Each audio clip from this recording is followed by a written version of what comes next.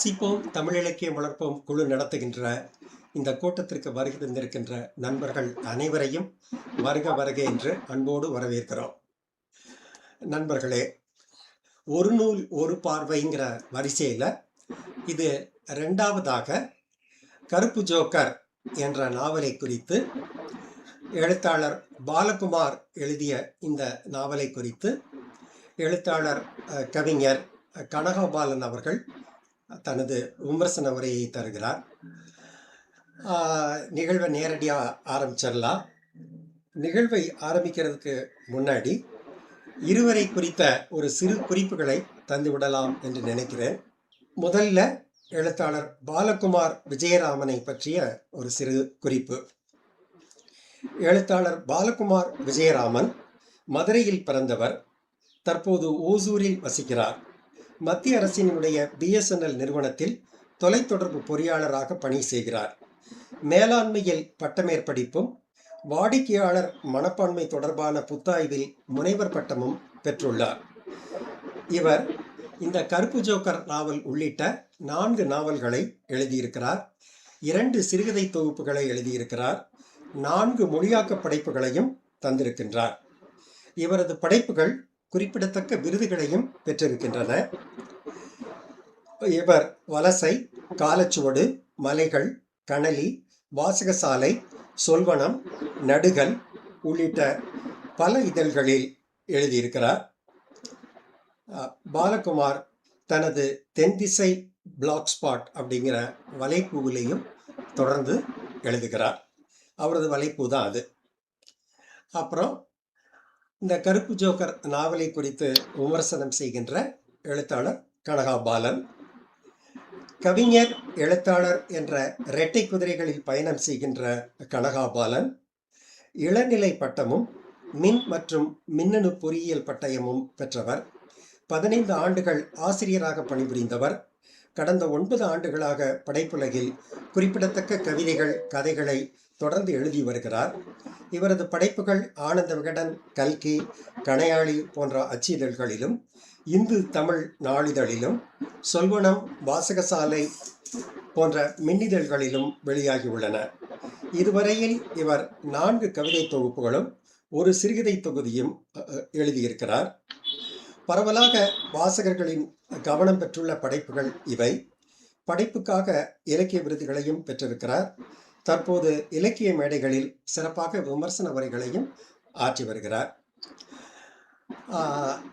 நேரடியாக எழுத்தாளர் பாலகுமாரினுடைய கருப்பு ஜோக்கர் என்ற நாவலை குறித்து பேச எழுத்தாளர் கனகாபாலனை அழைக்கிறேன். வாங்க. வணக்கம், அனைவருக்கும் வணக்கம். கேக்குதா சார்? கேக்குது. வாசிப்பை பரவலாக செயல்படுத்தி கொண்டிருக்கும் வாசிப்பும் தமிழ் இலக்கியம் வளர்க்கும் குழுவிற்கு எனது முதற்க நன்றியையும் வணக்கத்தையும் தெரிவித்துக் கொள்கின்றேன்.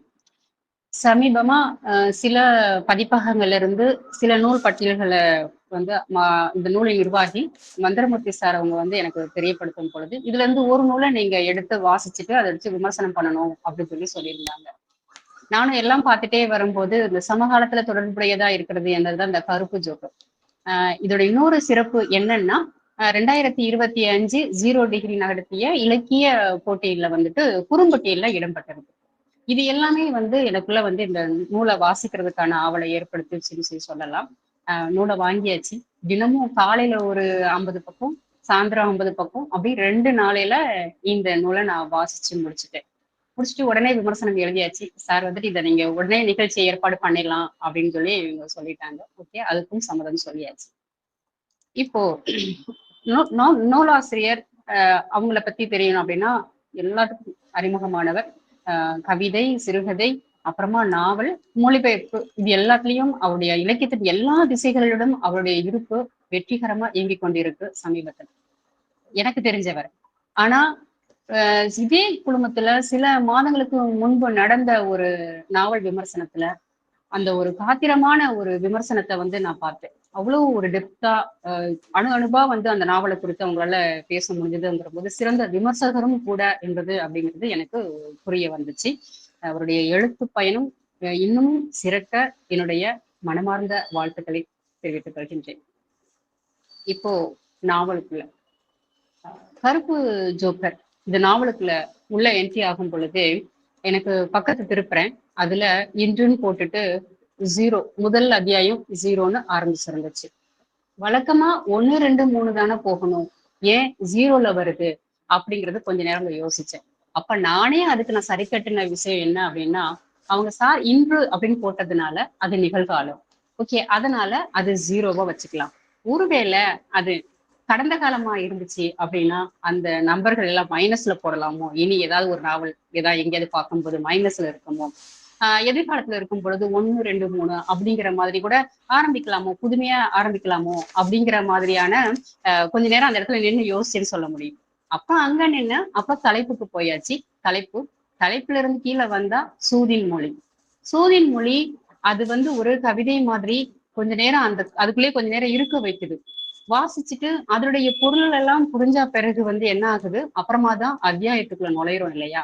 அத்தியாயம் ஒரு ஒரு ஒரு முதல் அத்தியாயம் வாசி முடிச்சவன தான் தெரிஞ்சிச்சு அந்த சூதின் மொழி அந்த அத்தியாயத்தோட நம்ம வாசிக்கிற அந்த அத்தியாயத்தோட ஒரு உள்ளடக்கமா இருக்குது.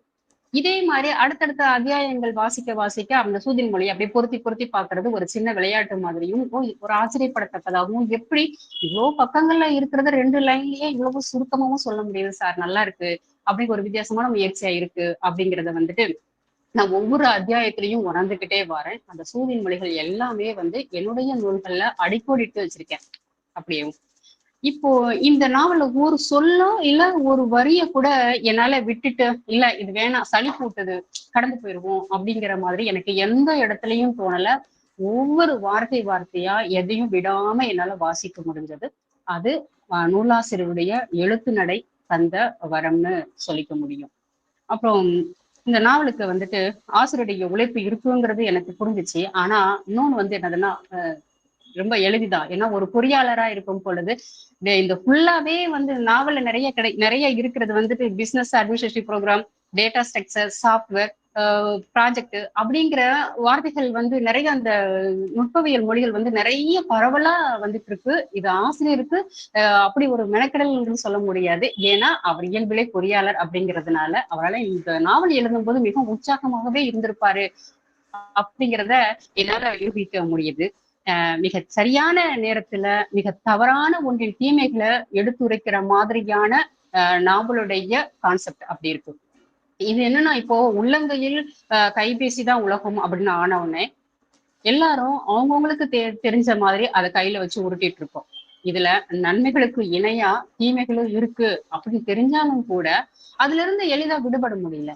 இப்போ உதாரணத்துக்கு முகநூல் எடுத்தாலும் கூட நம்ம முகநூல்லே நம்ம சில பேர் நம்மளே அறியாம சொல்லியிருப்போம், ரொம்ப நேரம் நம்ம முகநூல்ல இருக்கிற மாதிரி தெரியுதோ, ஆனால் அதுல இருந்து வெளியில வந்துடலாம், நிறைய போஸ்டுகள் பார்க்க முடியற மாதிரி தெரியும், நிறைய வெளில வரேன் அப்படிங்கிற மாதிரி சொல்ற மாதிரி தெரியும். அப்புறம் ஆனாலும் வெளில வர முடியாத ஒரு இதுதான் ஒரு நம்மளை ஈர்த்து வச்சுக்கிறமான ஒரு டெக்னாலஜி அதுக்கெல்லாம் இருக்குதோ அப்படிங்கிற மாதிரியா இருக்கும். அப்படியான இடங்கள்ல அதை எப்படி வகையை கரெக்டா பயன்படுத்தலாம் அப்படின்னு தெரிஞ்சு வச்சிருக்கும் போது நல்ல முறையில இருக்கும் இல்லையா? இப்போ பிளே ஸ்டோர்ல ஒரு ஆப்பை நம்ம டவுன்லோட் பண்ணிடுறோம், அதை பயன்படுத்திக்கிறோம். ஆனா ஒரு ஆப் நிறுவுறதுக்கு, அதை வடிவமைக்கிறதுக்கு, அதை ப்ரோக்ராமிங் பண்றதுக்கு, அதை எக்ஸிக்யூட் பண்றதுக்கு எல்லாத்துக்குமே நிறைய அதுக்கு பின்னாடி நிறைய பெரிய வேலைகள் இருக்கும். பிறகும் அது அந்த நிறுவனத்தினால சந்தைப்படுத்துவதற்கு அது ஏற்றுக்கொள்ளப்படுகிறதா இல்ல நிராகரிக்கப்படுகிறதா, இது எல்லாமே ஒரு பெரிய ப்ராசஸ். ஒரு வெளியில இருந்து பார்க்கும்போது இந்த பிளே ஸ்டோர்ல ஒரு ஆப் நிறுவன இந்த ஒரு ஆப் அப்படிங்கிறத பார்க்கும்போது இந்த நூல் எப்படியெல்லாம் அது செயல்படுது அப்படிங்கிறத பத்தி தெளிவாவே நம்ம சொல்ல முடியும். இதுல அந்த கருப்பு ஜோக்கர்ங்கிற அந்த நூல் அந்த ஒரு ஆப் தான் இந்த நாவலுடைய முழு மையமாகவும் இருந்து அது செயல்பட்டு கொண்டே வருது அப்படின்னு சொல்ல முடியும். சரி, இந்த அத்தியாயங்கள் எப்படி நகருது அப்படின்னு பாத்தீங்கன்னா, அதுல இன்னொன்னு முதல் அத்தியாயத்திலே சொல்லி இருக்கிறாங்க, கதையோடைய ஒரு புள்ளி வச்சாச்சு. ஒரு அந்த இடத்துல கதையோட மைய புள்ளி வச்சாச்சு. அதுக்கு அடுத்து என்ன ஆகுது அப்படின்னா, அந்த இன்றுன்னு போட்டிருக்காங்க இல்லையா, இன்னைக்கு இது நடக்குது, அப்போ நாளைக்கு என்னவா ஆகும், நேற்று என்னவா இருந்தது அப்படிங்கிற ஒரு எதிர்பார்ப்பை வாசகர்கள்ட்ட உருவாக்குற மாதிரி கதையை நகர்த்தி போறது மிக சிறப்புன்னு நான் தெரிஞ்சுக்கிட்டேன். இதுல காரியதாரி சூத்திரதாரி அப்படின்னு சொல்லிட்டு முதல் பகுதியிலே இன்ட்ரோ கொடுத்திருப்பாங்க. அது யாரா இருக்கும், என்னவா இருக்கும் அப்படிங்கிறத அடுத்தடுத்த பக்கங்கள் நமக்கு விளக்கி சொல்லிக்கிட்டே போகுது. இப்போ இந்த நூல்ல இந்த அத்தியாயங்களை வந்து எனக்கு ஒவ்வொன்றும் வந்து நான் கத்துக்கிட்டே வந்துன்னு கூட நான் சொல்லிக்க முடியும் நாவலை வாசிக்கும் பொழுது. இப்போ ரெண்டுமே வந்துட்டு இணைக்கூறுகளா இருக்கு. இப்ப சூத்திரதாரியான சுயோதன், காரியதாரியான தனா. இப்ப இவங்க ரெண்டு பேர்த்தையும் பத்தி ஆல்டர்னேட்டிவா வந்துட்டு ஒவ்வொரு பகுதியிலும் மாத்தி மாத்தி மாத்தி மாத்தி வந்துகிட்டே இருக்கு. ஆனா இவங்க ரெண்டு பேருமே வந்துட்டு இணைக்கோடுகளை பயணிக்கிற ஒரு ஃபீலை வந்து கொடுக்குது. ஏன்னா இவரு தூங்குறாரு, இவருக்கு தூக்கம் வருது அப்படின்னு சொல்லும் போது, சுயோதனுக்கு தூக்கம் வருது அப்படின்னு முடிச்சிருக்கிற இடத்துல, அடுத்து அடுத்த அத்தியாயம் தனாவை பத்தினது தான் இருக்கும். அவர் தூங்கி எழுந்திருப்பாரு, இல்ல தூக்கத்துல இருந்து இருக்கிற மாதிரி இருக்கும். இவருக்கு சிக்கல்ல ஒரு மாட்டி இருக்கும் பொழுது, தனா வந்து சிக்கல்ல இருக்கிற மாதிரியான ஒரு இது. இவருக்கு விடுதலை, அங்கேயும் விடுதலை.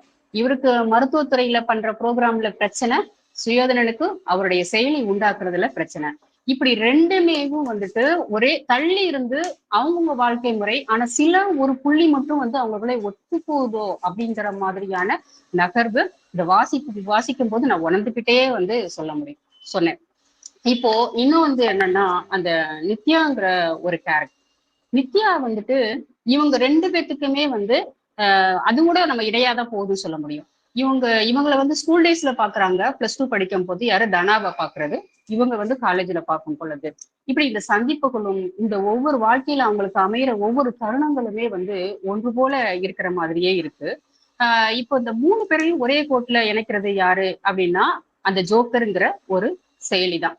அது இதுக்கடுத்து இது வீரியமாகுது, இல்ல இது வந்து மறுபடியும் இது வந்து என்னாகுது நல்ல முறையில போகல அப்படின்னு சொல்லும் போது அதுக்கு வந்து சொல்றது இந்த கதையில ஒரு முக்கியமான ஒரு கதாபாத்திரம் மரியாங்கிற கதாபாத்திரம் மூலமாக அந்த நாவல் வந்து ரொம்ப விரிவடைகிறது.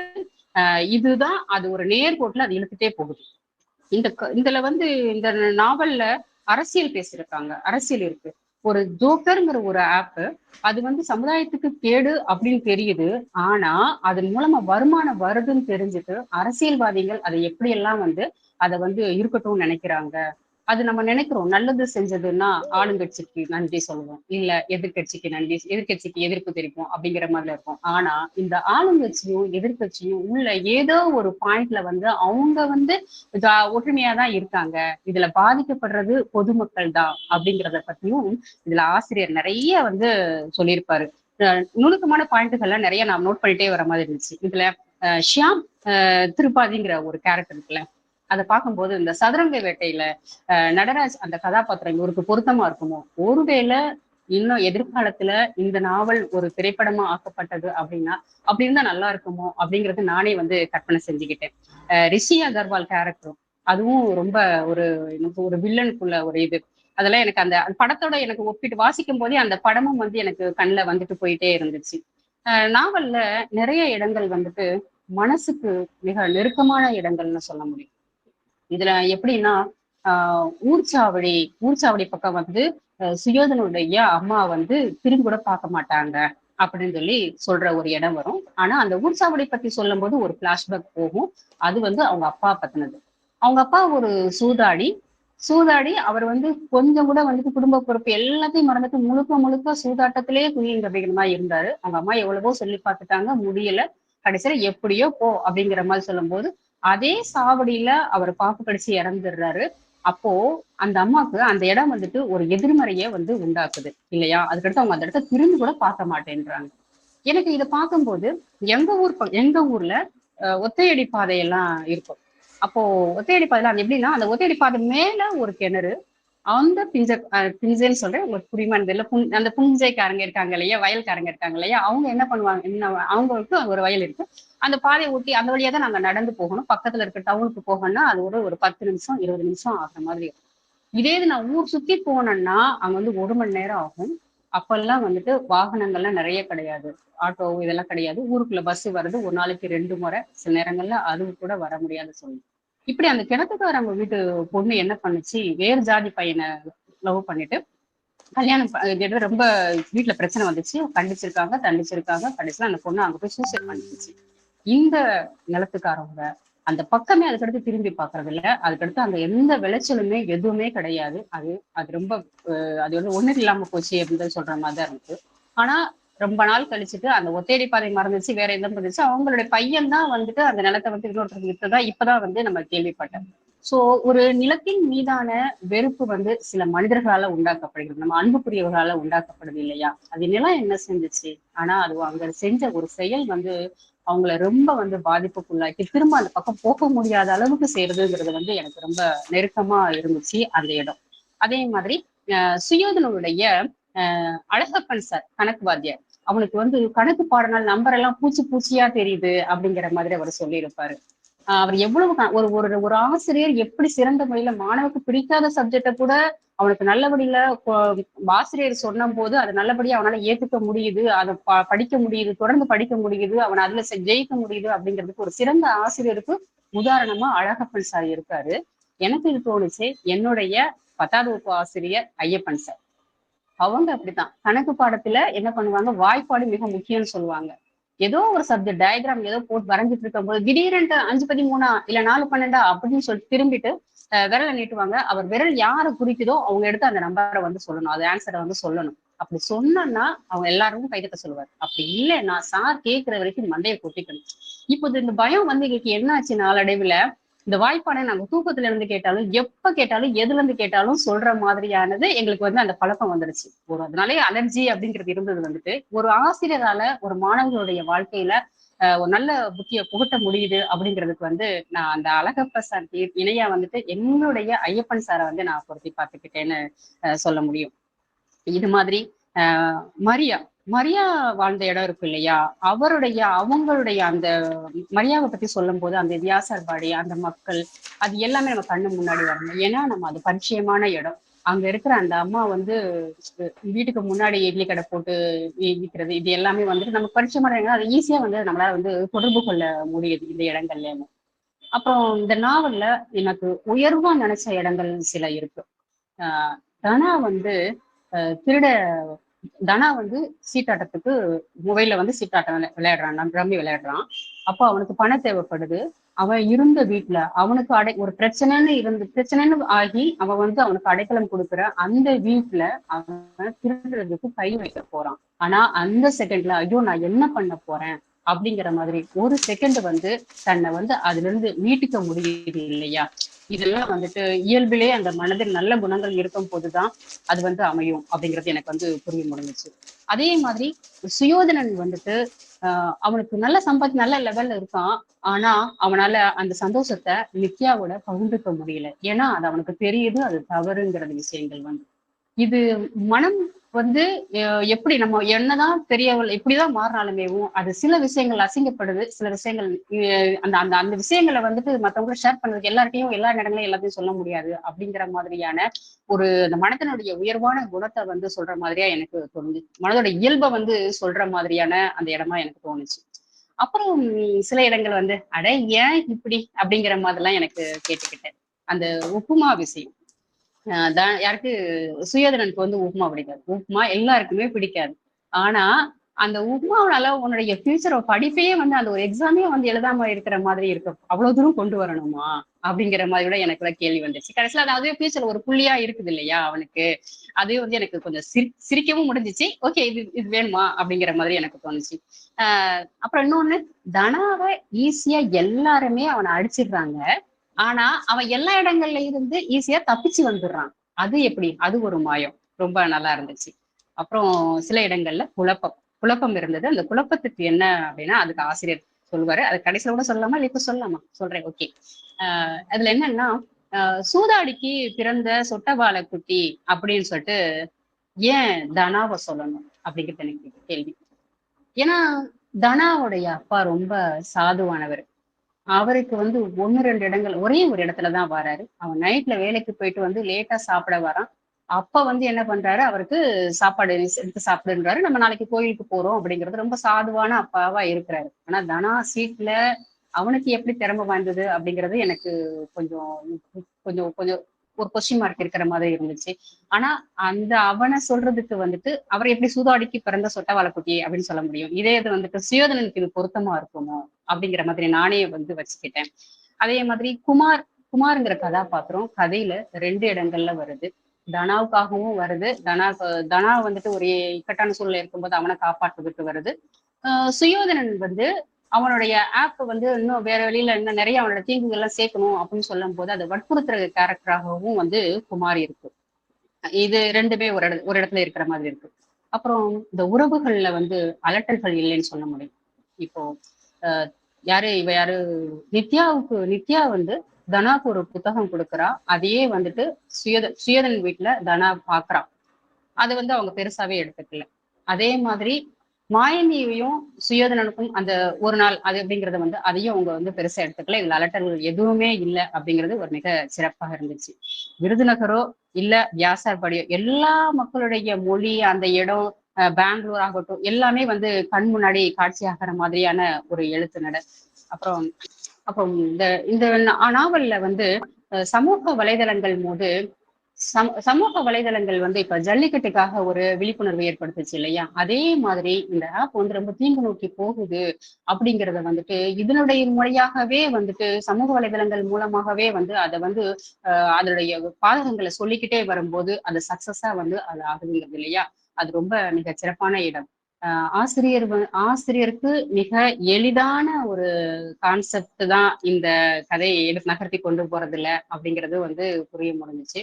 அப்புறம் நிறைய இடங்கள்ல அவங்க ஏன் வந்து அந்த ஆப் வந்து எனக்கு நான் 24x7 ஒரு அணி ஏற்கனவே இருக்கு, அதுக்கு நான் மாறுதலா தான் வந்துட்டு ஜோக்கரை வைக்கிறேன் அப்படிங்கிற மாதிரி யார் சொல்றா? சுயோதனன் வந்து சொல்றாரு.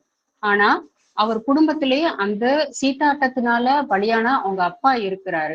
ஆனா அவனுக்கே ஏன் அந்த சிந்தனை வரணுமா அப்படிங்கிற மாதிரியும் எனக்கு தோணுது. அவனுக்கு ஏன் அப்படி சிந்தனை வரணும்? அவன் வார்த்தைக்கு வார்த்தை சொல்றவா அது வந்து என்னன்னா, எங்க அம்மாவை நான் நல்லா பாத்துக்கணும் அப்படின்னு சொல்லி சொல்றான். ஏற்கனவே அவங்க அம்மா வந்து எது அந்த அப்பாவால ரொம்ப கஷ்டப்பட்டிருக்காங்க. பையன் நீ இதை கண்டுபிடிச்சிருக்க அப்படின்னு சொல்லும் போது எப்படி இருக்கும்? சோ அந்த இடத்துல கொஞ்சம் எனக்கு முரண் ஏற்படுற மாதிரியாக எனக்கு தோணுது. நிறைய கதைகள் வாசி நிறைய பாயிண்ட்ஸ் எடுத்து வச்சுட்டு அந்த மாபெரும் இதிகாசமான அந்த மகாபாரதம் சொன்னதை இப்போ இன்னும் அந்த நம்ம கிராமங்கள்ல ஒரு விழான்னா இப்ப வரைக்கும் கூட நடக்கும். கல்யாண வீடுகளையோ இல்ல ஒரு திருவிழாக்கோ போகும் பொழுது அங்கங்க கூட்டமா சேர்ந்துக்கிட்டு வந்து விளையாடுவாங்க. இப்ப அங்கேயும் வந்துட்டு பொருள் இழக்கிறவங்க இருக்கதான் செய்வாங்க. பொருள் இழக்கிறது மட்டும் இல்ல, பணம் இழக்கிறது மட்டும் இல்ல சூதாட்டத்துல. அவங்களுடைய வந்துட்டு ஒரு அன்பு குடும்பத்துக்காக அவங்க வந்து என்ன செய்யறது, அவங்களுடைய குடும்பத்தை கவனிக்கிறது விட்டுறாங்க. அதுடைய இன்னும் கேட்டா நேரம் ரொம்ப வந்து விரயமாகுது. அதை விட உயிர் பலி ரொம்ப அதிகமாகிறதுன்னு தெரிஞ்சு கூட இன்னும் அது வந்து இருக்கிறதுங்கிறது பெரிய ஒரு இருக்க வேண்டிய விஷயம் தான், நீக்க வேண்டிய விஷயம் தான்.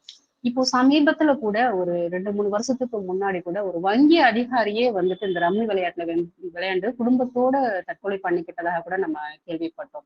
இந்த மாதிரி எல்லாம் அவலங்கள் இருக்கிற ஒண்ண வந்து இன்னமும் இந்த இன்றைய இளைஞர்கள் வந்துட்டு அதை மறுபடியும் அதை தொடர்ந்து அந்த தவறை செஞ்சுக்கிட்டே இருக்காங்க.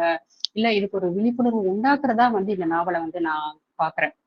நாவல கடைசியில வந்து முடியும் போது சொல்லியிருப்பாங்க, தாயக்கட்டை இது தாயக்கட்டையா ஆமா தாயக்கட்டை தட்டாங்கள் இருக்குல்ல, இது கூட வந்துட்டு ஆன்லைன்ல வந்த அளவுக்கு வாய்ப்பு இருக்கு அப்படின்னு சொல்லியிருப்பாங்க. இது வந்து சிரிக்க சொல்லும் போது கேட்கும் போது என்ன ஆகுது, ஓகே இதெல்லாம் இப்படிலாம் வரும் அப்படிங்கிற மாதிரி சொல்லும் போது இது கூட சாத்தியம் இருக்கத்தான் செய்யுது. இன்றைய தொழில்நுட்பங்கள் வந்து அவ்வளவு தூரம் பெருகிக்கிட்டு வருது அப்படிங்கறத வந்து நம்மளால புரிய முடிஞ்சிச்சு. அந்த மொத்தத்துல பாத்திரம் இந்த நாவல் மேடம், அந்த பாத்திரம் வந்து சுயோதன். நான் சுயோதன் தானே சொன்னேன். ஆமா ஆமா ஆமா சுயோதன் சுயோதன் அப்படிங்கிறது நல்லா இருக்கு சார். மொத்தத்துல இந்த நாவல் நிறைய வாசிச்சிருக்கேன், நிறைய எழுதியிருக்கிறேன் நினைக்கிற நாவல் குறித்து. என்னுடைய உரையாடல் இவ்வளவுதான். நன்றி சார். ரொம்ப மகிழ்ச்சி. ரொம்ப அழகா பேசுனீங்க. நாவல் எதை பத்தி பேசுது, என்ன கதை, அதை வந்து அவர் படைப்பாளி எந்த விதத்துல அந்த படைப்பை தந்திருக்கிறார் அப்படிங்கிறதெல்லாம் உங்க உரையில ரொம்ப தெளிவா சொன்னீங்க. முழு கதையும் நான் சொல்லலை, ஏன்னா அது வாசி தெரிஞ்சுக்கிட்டோம். அதான் அது ஒரு பாடமா கூட வைக்கப்பட வேண்டியதுன்னு சொல்ல முடியும் இந்த நாவலை. நானும் நாவல வாசிச்சேன், எனக்கு ரொம்ப பிடிச்சிருந்தது. நண்பர்கள் வாசிச்சவங்க அவங்க கருத்துக்களை பகிர்ந்துக்கிட்டோம். அப்புறமேல நான் பகிர்ந்துக்கலாம் அப்படின்னு நினைக்கிறேன். இப்படி ஒரு குழுவை அமைத்து நடத்துவதற்காக முதலில் உங்களுக்கு மனமார்ந்த பாராட்டுக்களும் வாழ்த்துக்களும். இப்ப எனக்கு நல்லா நினைவு வந்துருச்சு. நம்ம அந்த வெள்ள நேரத்துல செம்பரம்பாக்க ஏரி உடைஞ்சப்ப சிடிடிசில உட்கார்ந்து நிறைய கதைகள்லாம் பேசியிருக்கிறோம். அது வந்து முழுசா வந்து இப்ப வந்து நினைவுக்கு வந்துருச்சு எனக்கு. மகிழ்ச்சி, நன்றி. அப்புறம் வந்து இந்த கனகாபாலன் அவர்களுடைய உரையாடல் வந்து ரொம்ப அருமையாக இருந்தது. ரொம்ப ஆழமா படிச்சிருக்காங்க. புத்தகத்த வந்து முழுக்க வரிக்கு வரி படிச்சு, அத வந்து அவங்க சொன்ன விதம் வந்து ரொம்ப அருமையா இருந்தது.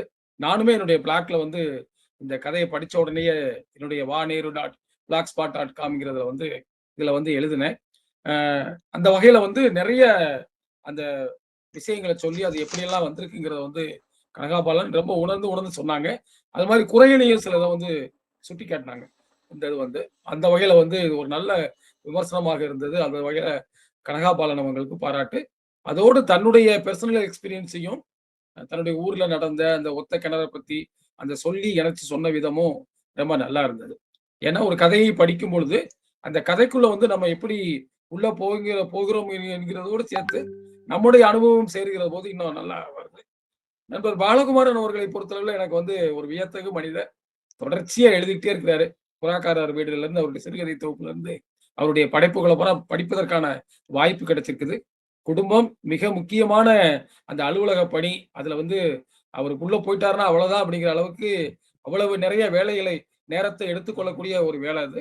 அதையும் தாண்டி வாசிப்பதற்கும், எழுதுவதற்குமான ஒரு நேரத்தை ஒதுக்கி, ரொம்ப அருமையா தொடர்ச்சியா எழுதிக்கிட்டு இருக்கிறாரு. அவருடைய கதைகள்லயே இது வந்து எனக்கு வந்து ஒரு மைல்கல்ன்னு சொல்லுவேன். அந்த அளவுக்கு வந்து கருப்பு ஜோக்கர் வந்து எந்த இடத்துலயும் கனகாபாலன் அவர்கள் சொன்னதைப் போல, நம்ம வந்து விட்டுட்டு இது வந்து தேவையில்லாத சொல் அப்படின்னு ஒரு சொல்ல கூட சொல்ல முடியாது. ஏன்னா அவ்வளவு நேர்த்தியா, நீ மிக நன்றாக பின்னப்பட்ட ஒரு ஆடையைப் போல அருமையா வந்து இந்த நாவல் வந்து அமைஞ்சிருக்குது. எனவே இந்த வகையில அவங்களுமே சொன்னாங்க. சினிமாவெல்லாம் எடுத்தா மிக அருமையான ஒரு சினிமாவா வரக்கூடிய அளவிற்கான ஒரு நாவல் இது. வரும் என்று நாமும் நம்புவோம். எனவே அந்த வகையில வந்து எழுத்தாளர் பாலகுமார் அவர்களுக்கும், நம்முடைய நல்ல ஒரு அருமையான விமர்சனத்தை கொடுத்த கனகாபாலன் அவர்களுக்கும் வாழ்த்துக்களையும், பாராட்டுக்களையும் சொல்வதோடு, இதற்கு அடிப்படையாக இருக்கக்கூடிய மந்திரமூர்த்தி சார் பேசும்பொழுது நான் ரிட்டயர்ட் டின்னு சொல்லியிருந்தாருன்னா, டக்குன்னு எனக்கு புரிஞ்சிருக்கும். அ அவரு அதனால அத சொல்லாம மந்திரமூர்த்தின்னோனயே ஒரு நிமிஷம் யோசிச்சேன். மிக நெருக்கமாக இலக்கியத்தை பற்றி அவரோடு பேசிக்கிட்டு இருந்ததெல்லாம் ஞாபகம் வருது என்ற வகையில் இந்த வாய்ப்புக்கு நன்றி கூறி விடைபெற்றுக் கொள்கிறேன். பாராட்டுக்களும், வாழ்த்துக்களும். ஆ ரொம்ப மகிழ்ச்சி நண்பர் நேரு. அ அப்புறம் வேற நண்பர்கள் பேசுறீங்களா?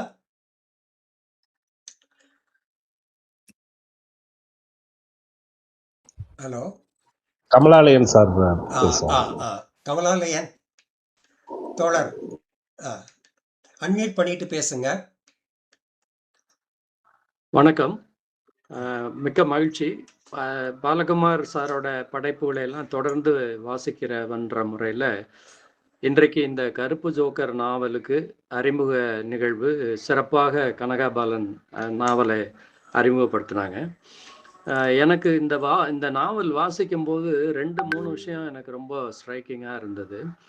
ஒன்று, அவருடைய பாலகுமாருடைய தொழில்நுட்ப மின்னணுவியல், அந்த தொடர்பியல் சார்ந்து அவருக்கு இருக்கக்கூடிய ஆழமான புலமை இதில் ஒவ்வொரு பக்கத்துலேயும் வெளிப்பட்டதுன்னு எனக்கு தோணுது. ரொம்ப ஏன்னா ஒரு மிக நவீன தன்மையோட இந்த நாவல் அமைஞ்சிருக்கு. இப்போ எனக்கெல்லாம் வந்து ரொம்ப ஸ்லோவாக தான் இன்னைக்கு தான் இப்போ தான் மெல்ல மெல்ல இந்த கணினி, அதை மடிக்கணினி இதெல்லாம் பயன்படுத்துறது கொஞ்சம் தடுமாறிக்கிட்டு இருக்கோன்னு வைங்களேன். முன்னாடி இல்லிட்ரஸியாக இருந்தது, இப்போ கொஞ்சம் ஒரு செமி லிட்ரேட்டுங்கிற அளவுக்கு வந்திருக்கோம். ஆனால் இந்த நாவல் வந்து ஏராளமான இந்த ஆன்லைன் ரம்மி மாதிரியான விளையாட்டுகள் அதனால பாதிக்கப்படுறவங்களை பற்றி பத்திரிகையில் ஒரு மாதத்துக்கு ஒரு செய்தியாவது வந்துக்கிட்டு இருந்தது. ஒரு கட்டத்தில் ஆல்மோஸ்ட் வாரத்தில் ஒன்று வந்தது. ரொம்ப தீவிரமாக அது நாடு முழுக்க பேசு பொருளான தருணத்தில் தான் இவர் இதை உடனே கையில் எடுத்து இம்மீடியட்டாக அந்த நாவல் வந்தது ஒரு முக்கியமான விஷயம்னு நினைக்கிறேன். சமகால தன்மை, சமகாலத்தில் நாட்டில் ஒட்டுமொத்த நாட்டையே உலுக்கக்கூடிய விஷயங்களில் உடனே ஒரு படைப்பாளி என்ன மாதிரி எதிர்வினை ஆற்றணுங்கிறது ரொம்ப அதுக்கான ஒரு சிறந்த உதாரணம் இந்த நாவல். அதனால எனக்கு ரொம்ப பர்சனலாகவே ரொம்ப பிடிச்ச ஒரு படைப்பு. இதில் வந்து அந்த முக்கியமான கேரக்டர்ஸ்னு வர்ற சுயோதன், தனஞ்சயன், நித்யா, மரியா, பின்னாடி நாவலையே திசை திருப்புற ஒரு கேரக்டர் மரியா. அந்த அப்புறம் பின்னணியில் இந்த மாதிரியான ஆன்லைன் ரம்மி நடத்தக்கூடிய பெரிய கார்ப்பரேட் நிறுவனங்கள், அந்த நிறுவனங்களுக்கு பக்கபலமாக அரசியல் அதிகாரத்தை கொண்டு அரசாங்க ஆதரவு, அரசாங்கத்தின் மூலம் எல்லா வகையான அனுசரணையும் செய்து கொடுக்கக்கூடிய கரப்டான அரசியல்வாதிகள், இவங்க எல்லாரையும் இந்த நாவல் அப்படியே தோலுரிச்சு காட்டுது. அது ரொம்ப இன்றைய சமூக அமைப்பில் நாடு முழுக்க நாம ஏதோ ரொம்ப அப்பாவித்தனமா நம்ம எல்லாம் வந்து ஒண்ணுக்கு ஒண்ணு தொடர்பில்லாததுன்ற மாதிரி நம்ம நினைச்சுக்கிட்டு இருக்கோம். ஆனா இந்த நாவலை படிக்கும் போதுதான் தெரியுது, ஏதோ பசங்க வந்து பைக் ரேஸ் பார்க்குறாங்க, அல்லது இது பார்க்குறாங்க, அது பார்க்குறாங்க, விளையாடுறாங்கன்னு நம்ம வெறும் விளையாட்டாக கடந்து போற ஒரு விஷயம், பின்னாடி எவ்வளோ பெரிய கேங்கு, மாஃபியா கேங் மாதிரியான குழுக்கள் இயங்குது. அதோடு அரசியல்வாதிகள் எப்படி ரொம்ப நெருக்கமா கைகோத்துக்கிறாங்க, எப்படி இந்த நாட்டினுடைய உழைப்பாளி மக்கள், தனஞ்சயன் மாதிரி நல்ல தொழில்நுட்ப தேர்ச்சி உள்ள மனிதர்கள், மரியா மாதிரி ஏதோ ஒரு கணத்தில் ஒரு சூதாட்டத்துல தன்னை இழந்த இளம் உயிர்கள் வந்து துள்ள துடிக்க பலியாகிற விஷயம். இதுல நித்யா கேரக்டர் ரொம்ப ஒரு முக்கியமான கேரக்டர். அது வந்து மிகுந்த பொறுப்புணர்வோட தனஞ்சயனுக்கும் சுயோதனுக்கும் நடுவுல 2 பேரையும் வந்து ஒரு குறிப்பிட்ட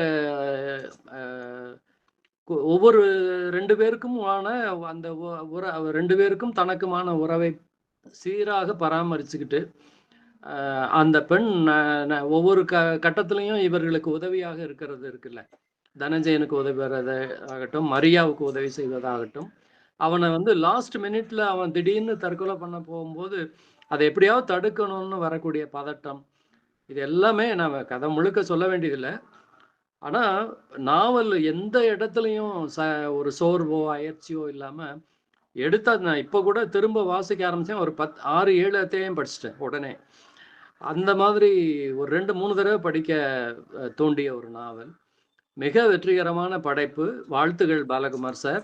இந்த நிகழ்ச்சிக்கு ஏற்பாடு செய்த அந்த வாசிப்போம் தமிழ் இலக்கிய வளர்ப்போம் வாசிப்பு பரவலாக்கு இந்த குழுவினுடைய நிர்வாகி அனைவருக்கும் நன்றி கூறி விடைபெறுகிறேன். வணக்கம்.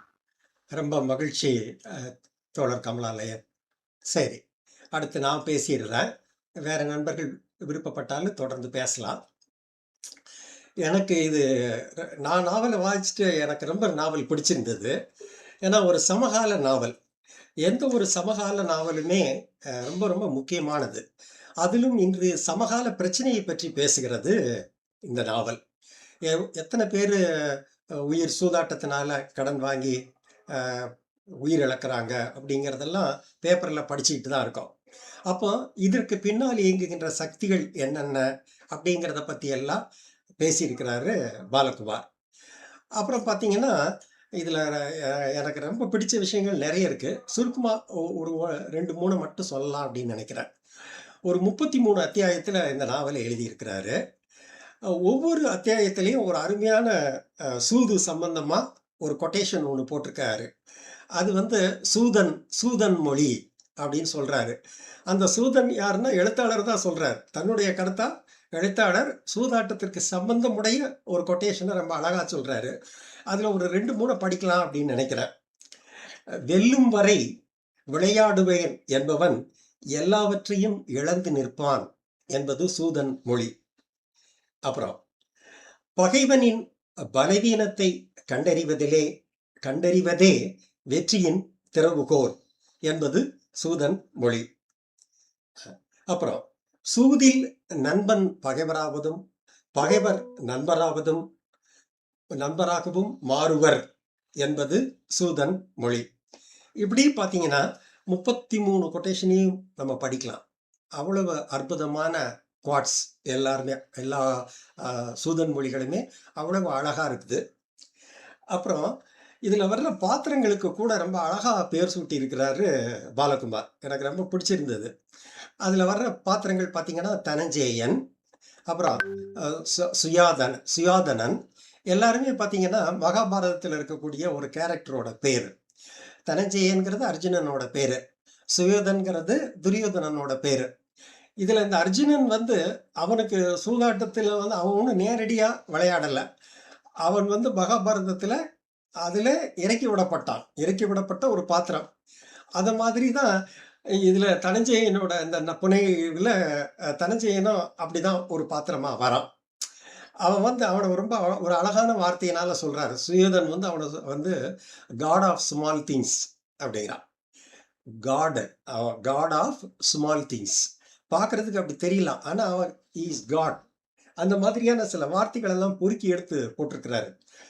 எழுத்தாளர் கனகாபாலன் ரொம்ப அருமையா சொன்னாங்க.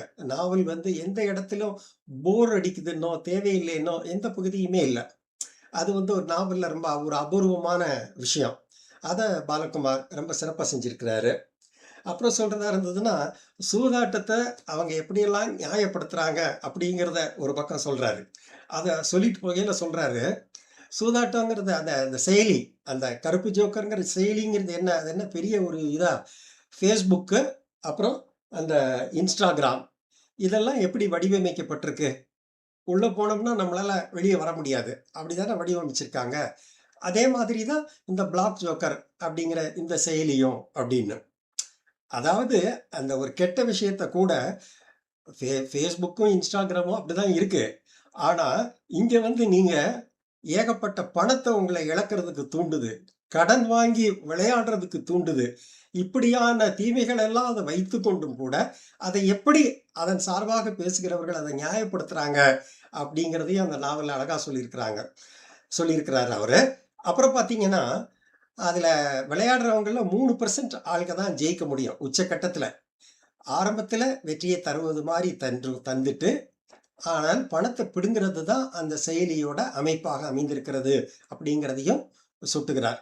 அந்த சூதன் மொழியில ஒரு இடத்துல சொல்றாரு, அந்த சூது விளையாட போகிறதில் எவன் ஒருவன் பாதியிலே விளையாட்டை விட்டு வருகிறானோ அவனே வென்றவன், இறுதி வரை வெல்கின்றவன் தோல்வியையே தழுவுவான் அப்படின்னு ஒரு இதையும் அழகா சொல்லிட்டு போறாரு.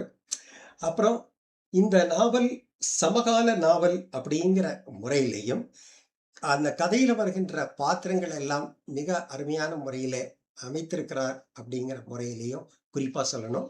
வாசிக்க வேண்டிய நாவல் பாலகுமாரியினுடைய கருப்பு ஜோக்கர்.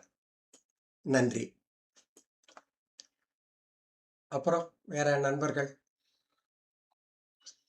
சரி, ஹாப்பி ஈவினிங் மந்திரமூர்த்தி. நான் ராம்கி பேசுறேன். வாங்க வாங்க வாங்க ராம்கி. ஓகே, நான் கொஞ்சம் டிரைவிங்ல இருக்கிறதுனால நான் ரொம்ப நேரம் எடுத்துக்க மாட்டேன். பாலகுமார் என்னுடைய ரொம்ப க்ளோஸ் ஃப்ரெண்டு. சரி, அவருடைய கதைகளை நான் வந்து ஒவ்வொரு கதைகளையும் நிறைய படிச்சுட்டு அவர் 1 to 1 கூட டிஸ்கஸ் பண்ணியிருக்கோம் முன்னாடி. அண்ட் இவருடைய கதைகள் எல்லா கதைகளுமே அவர் டாபிக்கல், அந்தந்த நீங்க அவர் மந்திரமூர்த்தி சொன்ன மாதிரி அந்தந்த அந்தந்த நேரத்துல நடந்த ஒரு விஷயத்தை பத்தி இருக்கும். டிமானிட்டைசேஷன் பத்தி எழுதியிருப்பாரு, அப்புறம் இது புறாக்களை பத்தி எழுதியிருப்பாரு. இப்போ இந்த சூதாட்டத்தை பத்தி, அதோட நல்லது கெட்டதை பத்தி ரொம்ப டீட்டெயிலா எழுதியிருக்காரு. நான் அவருடைய விசிறிங்கிற முறையில வாழ்த்துக்கள் பாலகுமார். மந்திரமூர்த்தி, இத ஒவ்வொரு தடவையும் நான் உங்க ப்ரோக்ராம்ல கலந்துக்கணும்னு நினைப்பேன், சம்பவம் இது மிஸ் ஆயிடும். இந்த தடவை கலந்துக்கிட்டதுல ரொம்ப சந்தோஷம். You are doing a great job. So இதுல ஒருத்தனா நான் பங்கு பெறுறதுல ரொம்ப சந்தோஷம். All the best Balakumar. நிறைய எழுதுங்க. அண்ட் உங்க கதைகள் எல்லாமே ஒரு சினிமா திரைக்கதைக்கான ஒரு இதுதான் ஏற்கனவே உங்ககிட்ட தனியாவே சொல்லியிருக்கேன். அதுக்கான ஒரு இது இருக்கு. ஸோ சினிமா ஒவ்வொரு கதைகளுமே சினிமாவா எடுக்கிறதுக்கு வாய்ப்பு இருக்கு. ஸோ உங்களுக்கு ஒன்றும் பிரைட் ஃபியூச்சர் இருக்கு. So all the best. Thank you for the opportunity. ரொம்ப மகிழ்ச்சி ராம்கி. வேற நண்பர்கள்? சரி, நல்லது. ஹலோ, வணக்கம். வாங்க வாங்க. வணக்கம் மந்திரமூர்த்தி சார். வணக்கம் நான் வணக்கம். மோகன்ஜி, மும்பைல இருந்து. வணக்கம் வணக்கம். நல்லா இருக்கீங்களா நல்லா சார்? இதுதான் உங்க இதுல இதுதான் முதல் முறையா நான் கலந்துக்கிறது. மிக இந்த நாவலை படிக்கிற ஆர்வத்தை கனகா மேடத்தோட விமர்சனம் தூண்டி இருக்கு. All suddenly read. வாழ்த்துக்கள். ரொம்ப ரொம்ப சிறப்பா இருந்தது. ஒரு கிட்டத்தட்ட 20 பேர் வர்றதுங்கிறது இப்போ பெரிய விஷயம். ஜூம் மீட்டிங்ஸ்ல ரொம்ப ஆர்வமா கேள்விகளும் பதிலுமா ரொம்ப அற்புதமா அமைஞ்சிருக்கு. I will continue to be with you. Okay, thank you. ரொம்ப ரொம்ப மகிழ்ச்சி எழுத்தாளர், விமர்சகர், நண்பர் மோகன்ஜி அவர்களே. நன்றிஜி, நன்றிஜி. உங்க புஸ்தகம் வந்து சேர்ந்தது. ரொம்ப மகிழ்ச்சி. மகிழ்ச்சி. நான் ஒரு 3 நாள்ல தயாராயிடுவேன். நல்லது, நல்லது, நல்லது. ஓகே. அடுத்து வேற யாராவது பேசுறீங்களா? சரி. அடுத்து ஏற்புரைக்கு எழுத்தாளர் பாலகுமார் வாங்க. வாசிப்போம் தமிழ் இலக்கியம் வளர்ப்போம் சார்பாக இந்த ஒரு நூல் ஒரு பார்வை அந்த சீரீஸ்ல 2வதாக என்ற நூலை தேர்ந்தெடுத்து அதற்கு சிறப்பான ஒரு விமர்சனமும் வழங்கிய எழுத்தாளர் கனகாபாலன் அவர்களுக்கும் இதை ஒருங்கிணைத்துக் கொண்டிருக்கும் குழுவின் அட்மின் திரு மந்திரமூர்த்தி சாருக்கும் முதலில் நன்றி. முதல்ல இந்த நாவலுக்கான இந்த கூட்டத்தில் தங்களோட பொன்னான நேரத்தை ஒதுக்கி கலந்துக்கிட்ட அனைவருக்கும் கருத்துரைத்த அனைவருக்கும் நன்றி தெரிவித்துக் கொள்கிறேன். கொஞ்சம் கேமரா நேரம் வச்சுக்கோங்களேன். சரியா இருக்குங்களா? சரியா இருக்கு. இந்த நாவல் ஒரு குறுகிய காலத்துல எழுதுனது, ஒரு ஒன்றரை மாசம் கணக்குல தான் இந்த நாவலை எழுதுனது. ஆனா அசை போட்டுட்டு இருந்த விஷயம் ஒரு 2 வருஷமா இந்த நாவல் வந்து ஒவ்வொரு செய்தித்தாள்லையும் ஒரு மரணம், இந்த சூதாட்டம் ஆன்லைன் ரம்மி பத்தியான மரண அறிவிப்பு அல்லது அந்த செய்தி துணுக்க படிக்கும்போது எல்லாமே உறுத்திக்கிட்டே இருக்கும். ஒரு சமுதாயத்துல மிகச்சிறப்பான இடங்கள்ல இருக்கக்கூடிய ஒரு பெரும்பாலும் நடுத்தர வர்க்கத்தை சேர்ந்த ஆண்கள் இந்த ஆன்லைன் ரம்மின்ற ஒரு படுகொலிக்குள்ள எப்படி அவ்வளவு விழுகிறாங்க? அவங்க வந்து ஒரு உதிரியாகவோ, வாழ்க்கையை தொலைத்தவர்களாகவோ, ட்ரக் அடிக்டாகவோ இல்ல. மிக மிக சீரிய வாழ்க்கை முறையை கொண்டவர்களா கூட இது எப்படி ஒரு கபலீகரம் பண்ணக்கூடிய அளவுக்கு இருக்கு அப்படின்னு இந்த கேள்வி திரும்ப திரும்ப திரும்ப இந்த கேள்வி மனதுக்குள்ள இருந்துகிட்டே இருந்தது. நல்வாய்ப்பாக 0 டிகிரியோட 2025 நாவல் போட்டியில கலந்துக்கலாம் அப்படின்னு ஒரு எண்ணம் தோன்றும் போது முதல்ல எனக்கு வந்த விஷயம் வந்து கண்டெம்பரரியான விஷயங்களை பேசணும், இன்னைக்கு சமகாலத்துல நடக்கக்கூடிய பிரச்சனைகளை பேசணும் அப்படின்றதான் முதன்மையான நோக்கமா இருந்தது. நண்பர்கள் சொன்னாங்க திரை கதைக்கான அத்தனை அம்சங்களும் கொண்ட நாவலாக இது இருக்கு அப்படின்னு. இது வந்து முதல்ல ஒரு திரைக்கதையாக யோசிக்கப்பட்ட ஒரு கருதான். நண்பர் சரவணகுமார் கார்மேகன் என்னோட இயக்குனர் நண்பர். அவர்கிட்ட இந்த நாவலோட ஐடியாவை பிட்ச் பண்ணேன் நான். இது நாவலா எழுதுறது, இது திரைக்கதையா பிட்ச் பண்ணேன். அவர் நிறைய இன்புட் கொடுத்தாரு, ரியல் லைஃப் இன்புட் கொடுத்தாரு. ஈவன் ஒரு சூதாட்டத்துல தன்னையே துளைத்து மீண்ட ஒரு ஒரு நண்பரோட கதையை சொன்னார். அந்த அந்த நண்பர் தான் தனஞ்சயனா மாறினான். என்னோட என்னோட ஃபிக்ஷனல் வேர்ல்டுக்குள்ள அந்த நண்பரோட கதையை உள்ள இன்புட்டா கொடுக்கும்போது அதோட பரிமாணம் வந்து தனஞ்சயனா உருவாச்சு. சுயோதன் அப்கோர்ஸ் அது எனக்குள்ளேயே உருவாகிட்டு இருந்த ஒரு நாயகன். அந்த சுயோதன் ஒரு கேரக்டர் வச்சுதான் அந்த நாவல் முதல்ல ஆரம்பிச்சது. ஒரு செயலியை வடிவமைக்கக்கூடிய ஒருவன் என்ன மனநிலையில இருப்பான், அவனோட செயலி வந்து ஒரு தீமையான விஷயத்துக்கு பயன்படுது அப்படின்னு தெரியும் போது நம்ம இன்னைக்கு ஃபர்ஸ்ட் டைம் இன்ஜினியரிங் கிராஜுவேட் ஆகிற ஒரு இளைஞரோட மனசுல என்ன இருக்கும், என்னோட லைஃப் பிரச்சனை எல்லாத்தையுமே கடந்து நான் ஒரு தொழில்நுட்பத்துறையில ஐடி துறையில வேலைக்கு சேர்ந்துட்டேன், என்னோட வாழ்க்கை அசந்தமாயிருச்சு, என்னோட பிரச்சனைகள் எல்லாமே ஒரே வேலை மூலமாக நான் கடந்து வந்துட்டேன், பல போராட்டங்கள், வேலையில்லா போராட்டங்களை தாண்டி ஒரு ஜாப் ஐடில நல்ல ஜாப் கிடைச்சிருச்சுன்னா அவனோட லைஃப் செட்டில்டு, அவனோட ஜென்ரேஷன் செட்டில்டு. அப்படியான ஒரு மனநிலையில ஒருத்தன் ஒருத்தன் வேலைக்கு போகும்போது அல்லது ஒரு செயலியை உருவாக்கும் போது, ஒரு ஃபர்ஸ்ட் டைம் என்டர்பிரனரா உருவாக்கும் போது அவனுக்கு உள்ள அறம் சார்ந்த விஷயங்களும் அவனோட வாழ்க்கையோட எதிர்காலம் சார்ந்த விஷயங்களுக்கும் நடக்கிற போராட்டமா தான் முதல்ல இந்த நவம் இருந்தது. அப்புறம் இன்னொரு சைட்லயும் இருக்கே, அப்போ பாதிக்கப்படுறவன் சைடும் பேசணும். அதுல பாதிக்கப்படுறவன் வந்து அவன் வந்து ஒரு உதிரியாகவோ அல்லது வாழ்க்கையை தொலைக்க ஒரு ட்ரக் அடிக்டாவோ இல்லை, ரெகுலரா நம்மள மாதிரி ஒரு அறம் சார்ந்த விளிமையங்களோட வாழ்ந்துகிட்டு இருக்க எந்த ஒரு மனிதனையும் வீழ்த்தக்கூடிய அளவுக்கு இது வந்து ஒரு கொடூரமான பிசாசா இருக்கு இந்த ஆன்லைன் ரம்மி அப்படின்றது.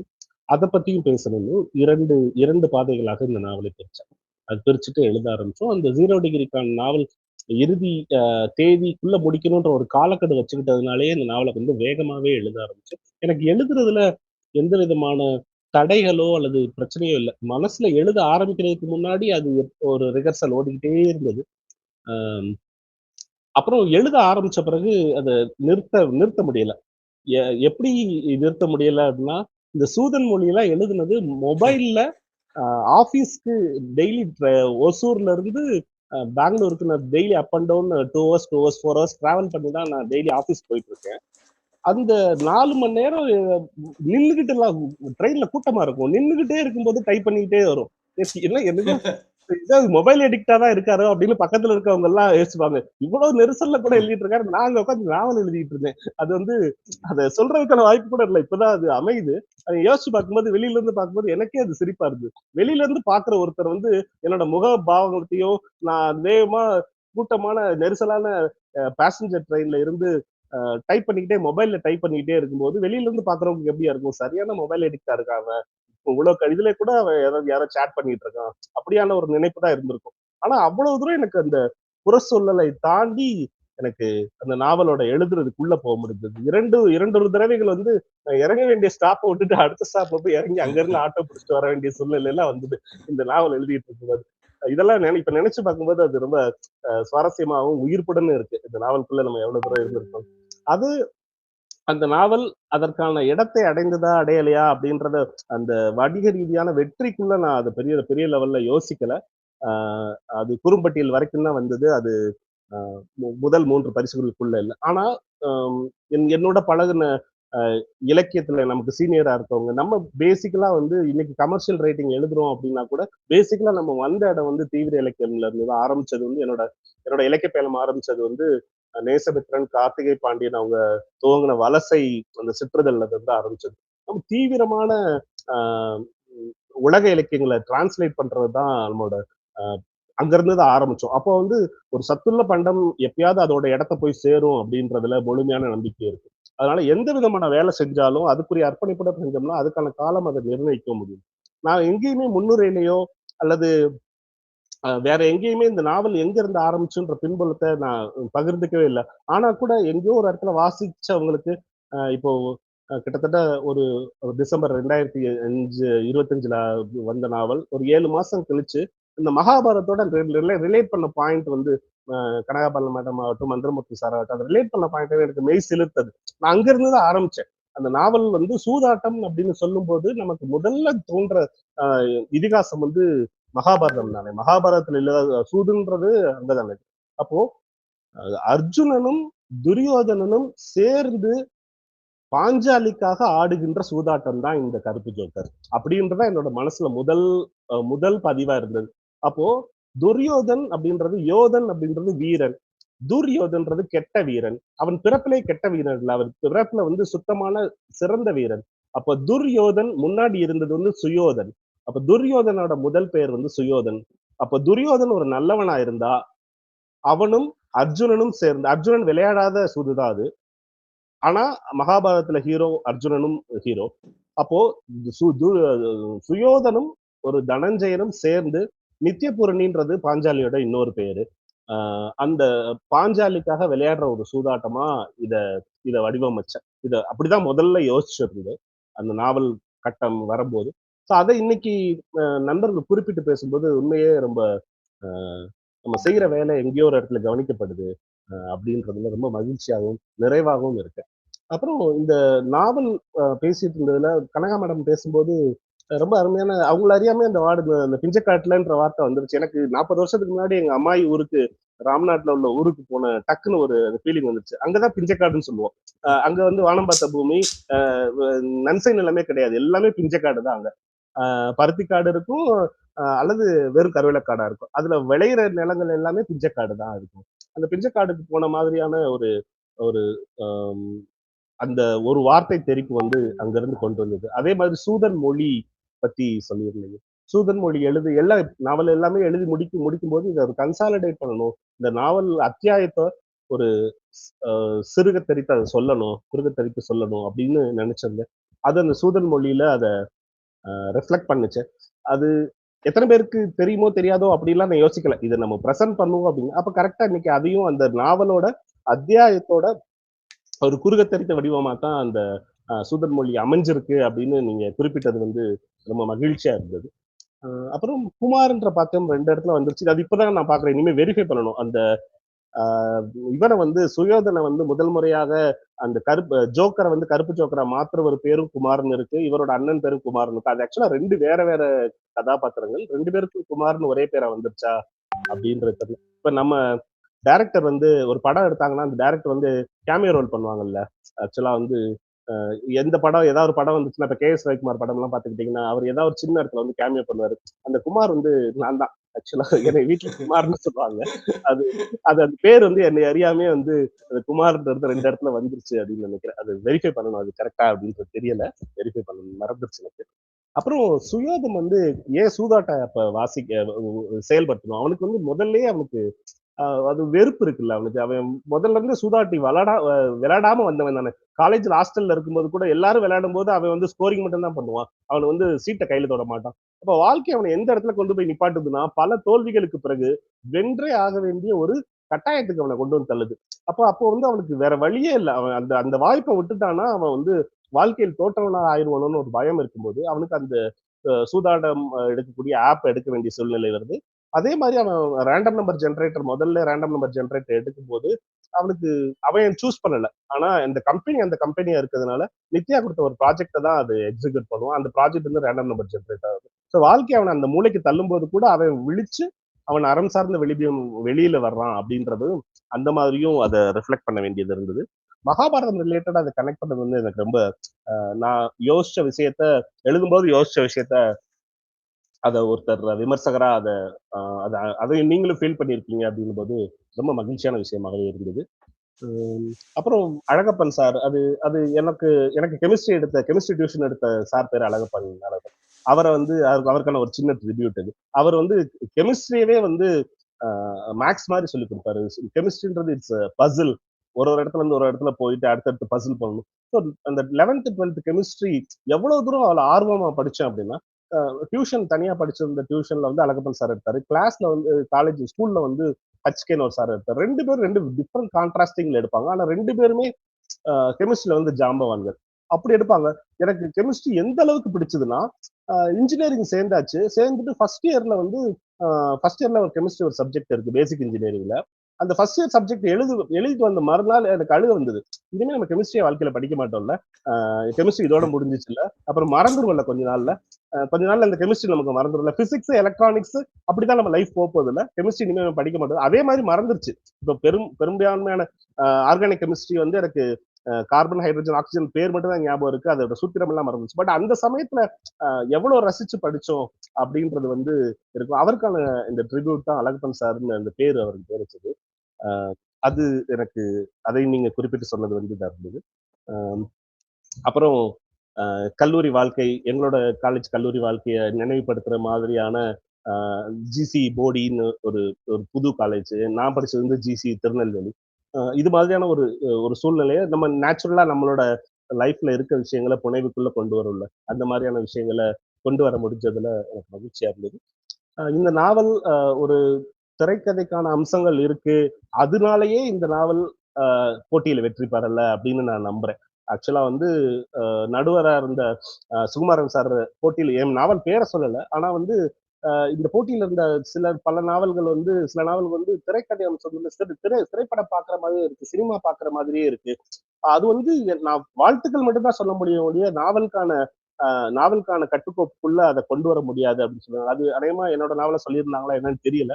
ஆனா வந்து இந்த இந்த இந்த கரு இதற்கான மொழியை தேர்ந்தெடுத்தது. நான் வந்து ஸ்பெசிபிக்கா வந்து இதை இப்படி எழுதணும் அப்படின்றலாம் இல்ல. இந்த கரு இதற்கான மொழியை தேர்ந்தெடுத்தது. இந்த மொழி சமகால மொழி. அது வந்து விறுவிறுப்பாக சொல்லப்பட வேண்டிய ஒரு கருத்து. அது விறுவிறுப்பாக இருக்கும்போது அது திரைப்படத்துக்கான சாயல் இருந்ததுனால அதனை பெருமையும் கொள்ளல. அதனால ஒரு நாவலாசிரியர் திரைக்கதைக்கான குரலை எழுதுறது அவமானமாகவும் நினைக்கல.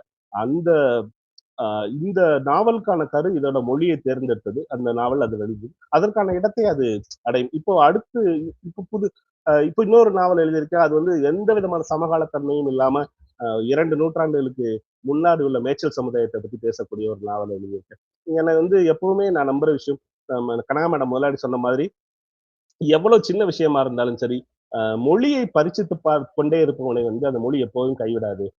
என்னோட மொழியை வந்து நான் சதா கூர்த்திட்டுக்கிட்டே இருக்கணும்னு விரும்புறேன். அதனாலதான் வந்து மொழிபெயர்ப்பு சிறுகதை பண்ணியிருக்கேன், மொழிபெயர்ப்பு நாவல் பண்ணியிருக்கேன், மொழிபெயர்ப்பு கவிதைகள் பண்ணியிருக்கேன், சொந்தமா சிறுகதை எழுதுறேன், சொந்தமா கவிதை எழுதுறேன், சொந்தமாக நாவல் எழுதுறேன், விமர்சனமும் பண்றேன், நாவலுக்கான விமர்சனமும் பண்றேன். எல்லாமே வந்து என்னை ஒரு மாணவனா நான் மனசுல வச்சு இந்த மாணவன் கற்கும் தன்மை இருக்கிறதுனால இந்த மொழியை வந்து சதா கூட்டிக்கிட்டே இருக்குன்னு நினைக்கிறேன். அதனாலதான் பல தளங்கள்ல நான் பயிற்சி எடுத்துக்கிட்டே இருக்கேன். இப்ப அடுத்த நாவல் மொத்தமாக இந்த சமகாலத்தன்மை எதுவுமே இல்லாத ஒரு ஒரு மேய்ச்சல் நில சமூகத்தை பத்தியான ஒரு காட்டின் குரல்ன்ற ஒரு நாவல் இதழில் இருக்கு. அது வெற்றி பெறும் வெற்றி பெறாது அதை பத்தி எனக்கு கவலை இல்லை. இந்த நாவலை நான் சிறப்பா எழுதியிருக்கேன். அதற்கான இடத்தை அது அடையும். மேபி அடுத்த வருஷம் இதே மாதிரியான வேற ஒரு கொடுகையில வேற ஒரு விமர்சகர் வந்து அந்த நாவலுக்குள்ள நுவான்சஸ் பேசுவாங்கன்னு நம்புறேன். இப்போ இந்த நாவலுக்கு சரியான வாய்ப்பு, அதுக்கான தளத்தையும் ஏற்படுத்தி கொடுத்த வாசிப்போம் தமிழ் இலக்கியம் வளர்ப்போம் குழுவினருக்கு மனமார்ந்த நன்றியை தெரிவித்துக் கொள்கிறேன். நன்றி. ரொம்ப மகிழ்ச்சி பாலகுமார். ரொம்ப அழகான முறையில் உங்க ஏற்புரையை வழங்கினீங்க. எப்பவுமே அந்த நாவல் தனக்குரிய இடத்தை அடையும் அப்படிங்கிறதுல எனக்கு எப்பவுமே நம்பிக்கை உண்டு. ஏன்னா வாசகர்கள் வந்தா அந்த எந்த ஒரு நாவலையும் தீர்மானிக்கிறது வாசகர்கள் தான். அதனால இந்த நாவல் வாசகர்களை சிறந்த முறையில் சென்றடையணும் அப்படிங்கிறதையும் நான் இந்த இடத்துல பதிவு செய்ய விரும்புகிறேன்.